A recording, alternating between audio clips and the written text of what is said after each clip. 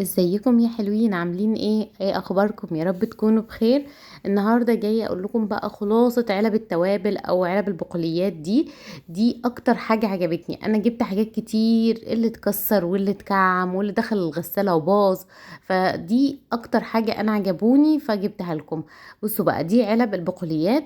العلبه المقاس الصغير دي بتشيل حوالي نص كيلو. تمام، بصوا فيها الجلد دي بتحكم القفل.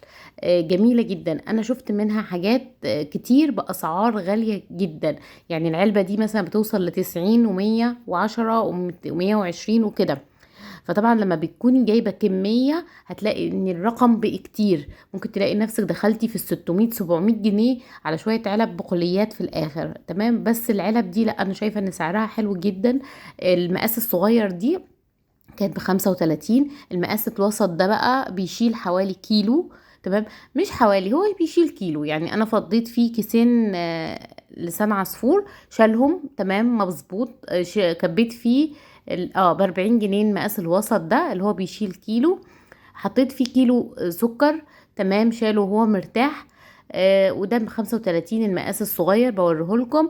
عايزه اقول لكم الخامه بتاعته جميله جدا جدا، وبيدخل الغساله. مع اني انا يعني انا ما بحبش ان الاكليريك يدخل الغساله كتير، لان بصوا لونه بيبهت. يعني انت لو عندك غساله بلاش تحطي فيها الاكليريك. تمام، بتبهت، بتخليه كده، يعني اللمعه بتاعته بتروح. هي حته ليفه صغيره وممكن تدعكيها، ومش مستحبه برضو ندعكه بالسلك عشان ما يتجرحش. تمام. انا كنت جايبه البلاستيك، في مره جبت بلاستيك كده بس كان نوعه رخيص شويه. عايزه اقول لكم اول ما دخل غسالة الاطباق اتكعم وباظ خالص. كانت العلبة بس برضو كان وقتها الدنيا ارخص من كده شوية، كانت ب15 جنيه، بس مش حلوة. بصوا بقى، دي بيشيل كيلو و300 او كيلو 200، هما كاتبين كيلو 200.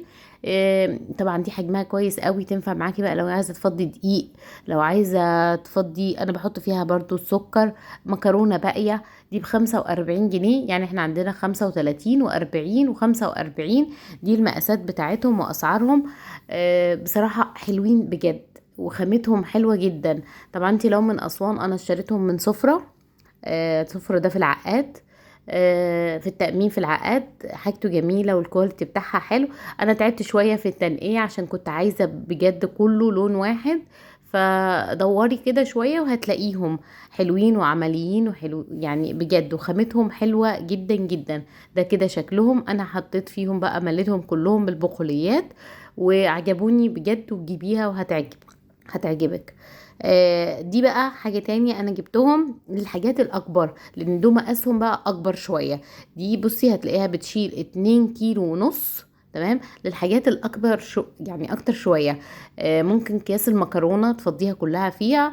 الدقيق، السكر لو عايزة كتير.